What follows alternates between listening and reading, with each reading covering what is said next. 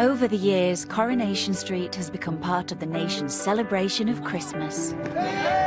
We really felt it was our job to make everybody else's Christmas look good.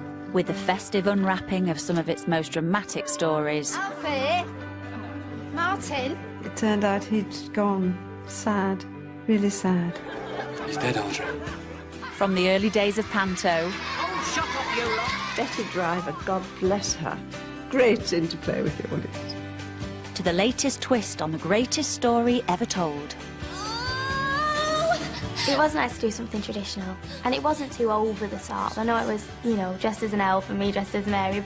Over the next half hour, we'll revisit the magical moments which have made Christmas on Coronation Street unmissable. Turned all right at the end, didn't it? I always knew it would. A wedding at Christmas is just perfect, you know, that just makes everyone go, Cheers, Fred. To the happy couple. So pour yourself a drink. Oh, that'll warm the cock of your heart. And grab that last mince pie. Oh, Elsie, shut up about mince pies. You'll have them coming out me ears. As we tell the stories behind the stories. From 5 decades of the Corrie years.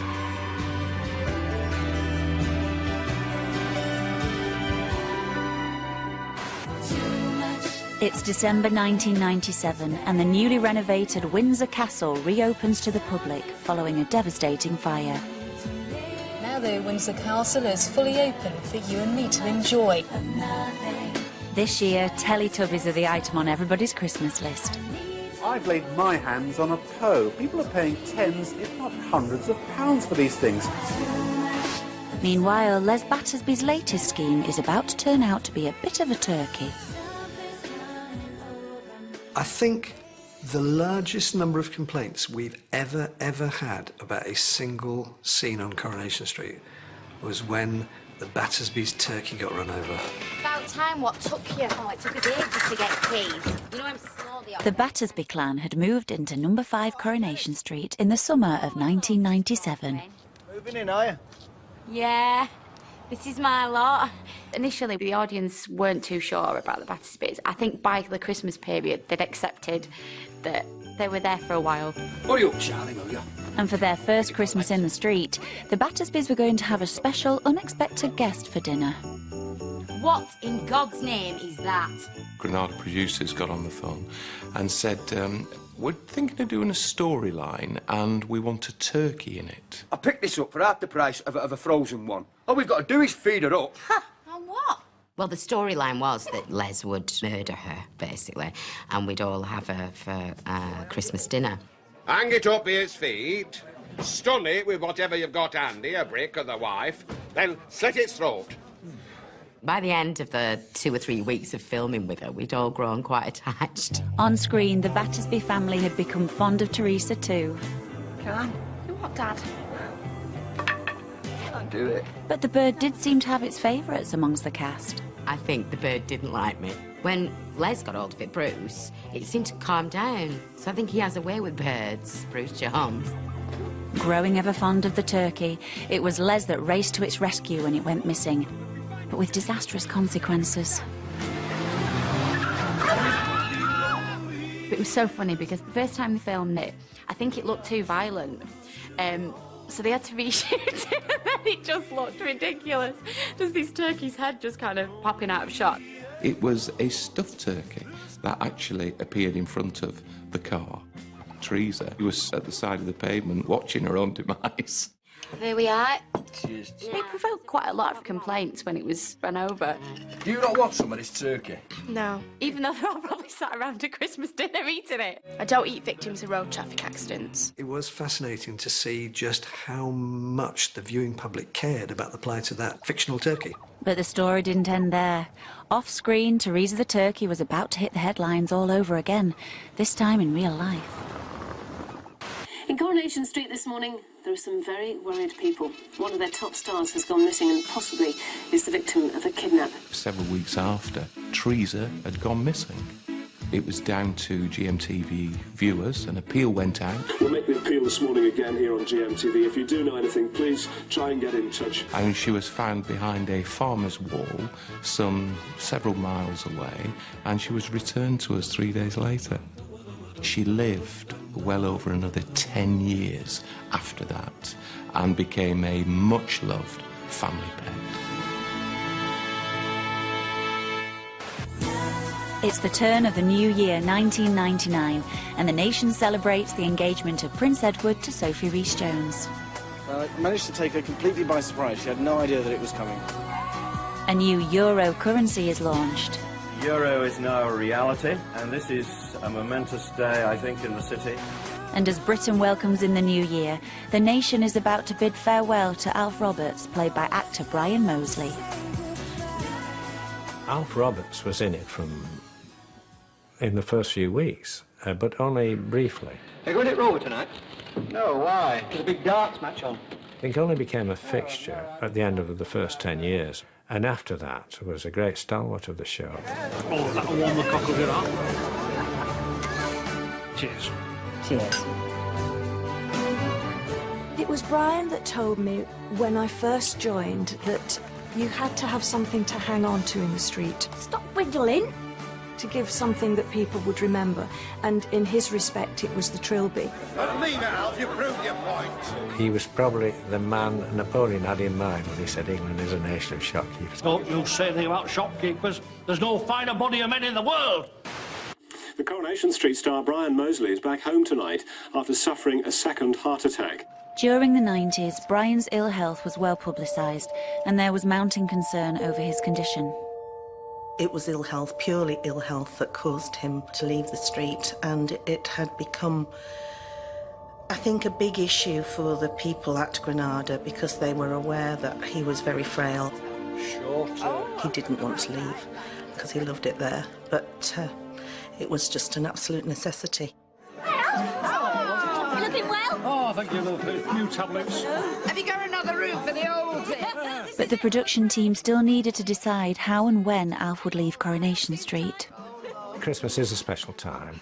Death is particularly upsetting at Christmas. And so as the street saw in the new year, Brian Moseley was about to film his last scenes as Alf Roberts. Yeah, I'm just going to rest my feet for 5 minutes. I can't keep up with this young lot. Jolly good. Everybody just thought darling Alf was just sleeping. So he's worn out. With what, I'd like to know? Well, it's a shame to move him. We can always throw a duvet over him. I can recall doing it to this day because I was doing Audrey being bossy. Come on, it's time to go. Come on, oh, you're sleeping. Come on, Van Winkle, time for Betty Buys. Me. Come on now, come on. It turned out he'd gone sad, really sad. Martin? Yeah? I can't wake him up.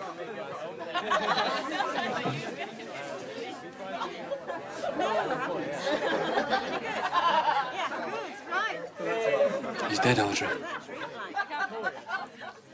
And then they say cut. And there was quite a long silence. And suddenly, from the chair was, "Whoa!" which lightened the moment, I have to say. Bless him. Alf's final episode was watched by 16 million viewers. I didn't watch the episode itself because I didn't think that I would be able to cope with that.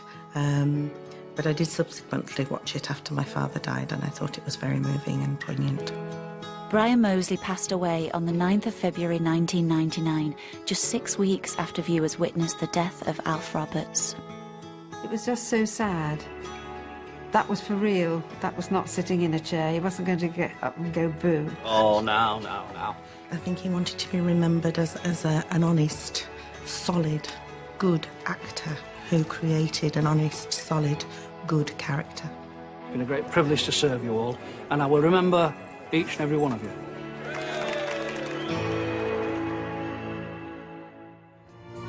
Coming up, the story of the Nativity, Coronation Street style. Katie's gone into labour giving birth to my child and I wasn't even there. And it's a nice day for a white wedding in Weatherfield. If you've seen Julie in real life, she's absolutely beautiful. No wonder she looked great on the day.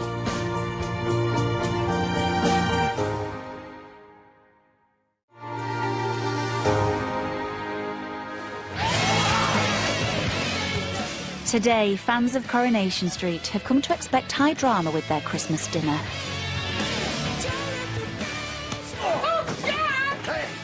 only do that no once, Dad. I don't want you calling me that no more, you. But in the early days of the show, the festive season was a much gentler affair for the cast. Let the curtain rise. Let the festivities commence.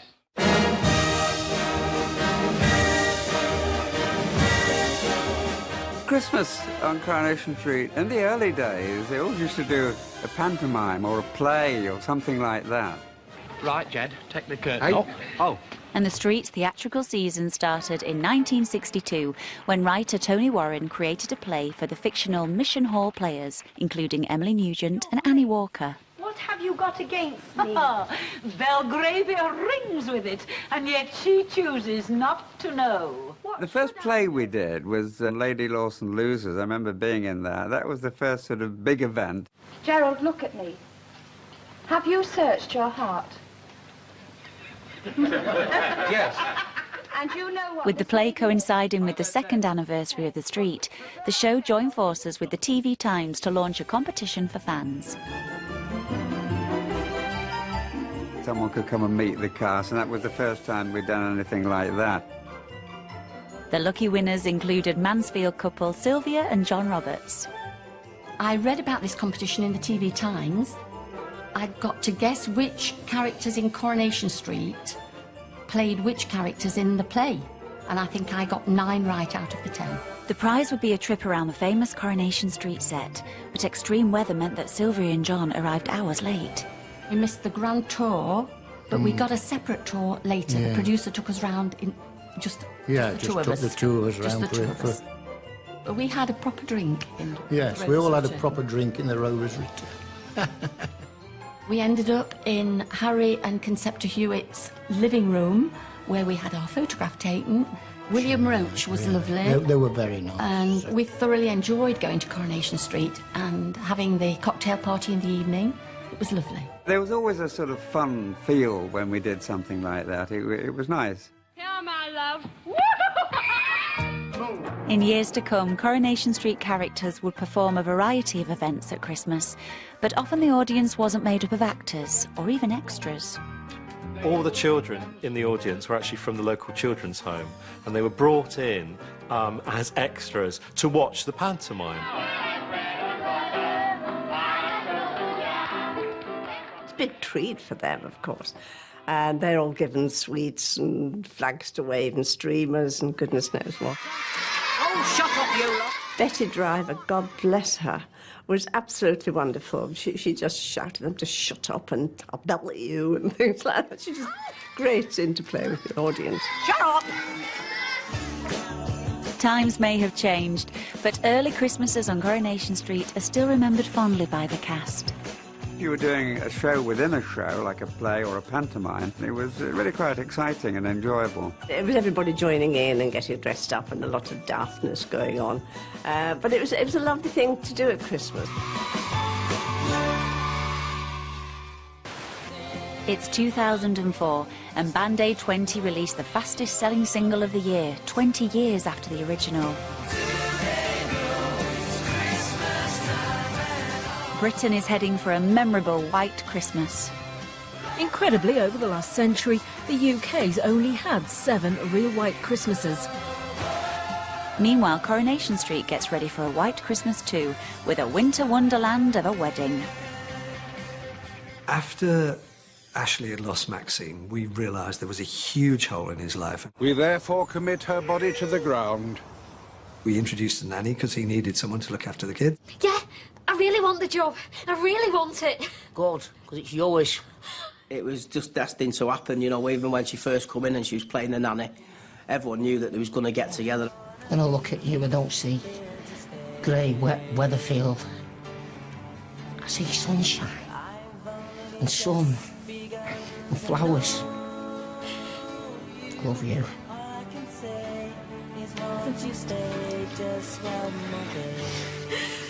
When they finally got together, you know, they absolutely deserved the happiness we gave them. You do really want to be my wife? I don't know what to say. So the wedding was set for the 25th of December 2004. I wanted it to be a lovely wedding. You know, I wanted us to see Claire through his eyes. We should love him for loving her. I do. Stunning. If you've seen Julie in real life, she's absolutely beautiful. No wonder she looked great on the day. Ashley and Claire were all ready to be wed, but surely it couldn't be that simple. The basic pitch of a soap wedding is, will they, won't they? Is there a problem? Oh, it's Josh. You already got a Spider-Man outfit for Christmas and he insists he has to wear it to the wedding. So he locks himself in the bathroom. And so I just wanted a wedding that really made you feel good, but it needed to have ups and downs along the way. Don't worry. How can you be so calm, you? There's smoke coming out the front of it. Me, Maria, Candice, the bride, Claire, bride's mum, Yvonne, running to the church. Oh, and her hat fell off while we were filming the scene, while we were running. But it wasn't one of them string jobs, it just fell off, so we kept it in. The blushing bride, accompanied by Spider-Man, finally made it to the church on time, only to discover an Elliot family secret. I only heard about Ashley's middle name just before they got married. Aye, Ashley, Sibelius Peacock. Apparently, all the Elliots had a middle name for composer's name, so it was Fred Handel Elliot, and I was Sibelius. Take you, Ashley Sibelius Peacock. Didn't know who Sibelius was, did he, heck? Oh, Claire. The wedding scenes were filmed 2 months before Christmas, but the producers went to remarkable lengths to give the new Mr. and Mrs. Peacock their ultimate white wedding. Turned all right in the end, didn't it? I always knew it would. It had to feel like the perfect day for Claire and Ashley, and since it was Christmas Day, I think we had to give them snow. I thought it looked absolutely fabulous. Special moments like that in Coronation Street, you know, with all the cast that was there and everyone else outside the Rovers, just made it even more special. I love you, Mrs. Peacock. I love you back, Mr. Peacock. December 2011, and Prince Philip gives the nation a scare, spending Christmas in hospital. Prince Philip was admitted to Papworth after suffering chest pains while staying at the royal family's estate at Sandringham. Gareth Malone and the Military Wives come up with a massive end-of-the-year hit record. This doesn't happen to people in choirs. This is not normal choir territory. Meanwhile, over in Weatherfield, it's not just Santa bringing us deliveries this Christmas. Curtain up in 1 minute. Addy! Addy! Don't do that with Max's crop. You bend it. Bent already. You know perfectly well what I mean, young man. I think it was lovely to do something so traditional, really. What better place for a baby to be born than in the middle of a nativity play? I kind of figured out I was going to have a Christmas baby. I counted the months and went, oh, December. To make Corrie's nativity complete, all it needed was for the chosen Virgin Mary to step aside. Virgin Mary's gone on strike. What, Faye? It was originally meant to be Faye, who played Mary. Faye, what's the matter? I can't do it. You've got butterflies, that's all. But she ran off, being the little nightmare that she is. Faye? So the only other person who knew Mary's lines was Katie, because she'd been helping her, because Katie apparently was the best Mary in primary school. What do you mean? What news do you bring? And so a heavily pregnant Katie stepped into the role of the Virgin Mary. And then that's when the contractions started. Not long after Mary again. As Katie went into labour, her boyfriend and father-to-be, Chesney, was otherwise engaged. Is that the good Garrett? We look like a right pair of clowns. We were off chopping down Christmas trees, trying to make a quick bit of money before Christmas. It was just typical Corrie, where we were stuck in the middle of the woods. And Katie's gone into labour, giving birth to my child, and I wasn't even there. Where the hell is your brother? I left him messages. And I was trying to get hold of Chesney, who was dressed as an elf somewhere. Nightmare. I've got signal. Hello? Oh, Fizz. Oh. You are? Yeah, we're on our way. Right, bye. I'm going to miss the birth of my own kid. Will you stop being stupid? She's having it now, Gary.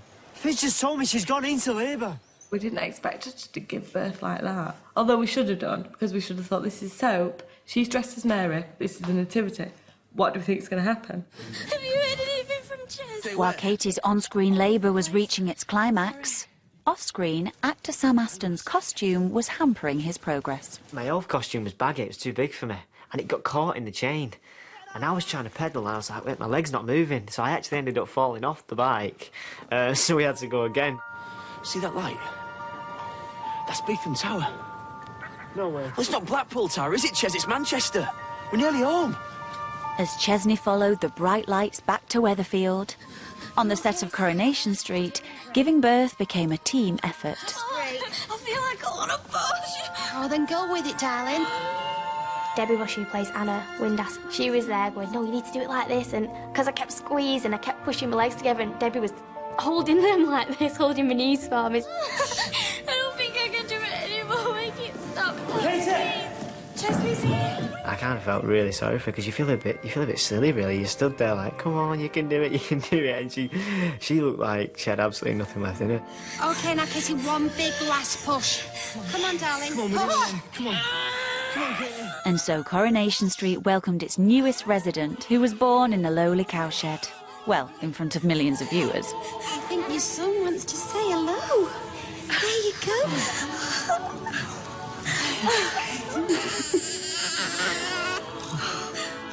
That scene at the end when everyone was stood around and I'm sat down with the baby was just really nice. And it was nice for me as well to have people like Peter and Leanne and Emily Bishop cooing over this little baby.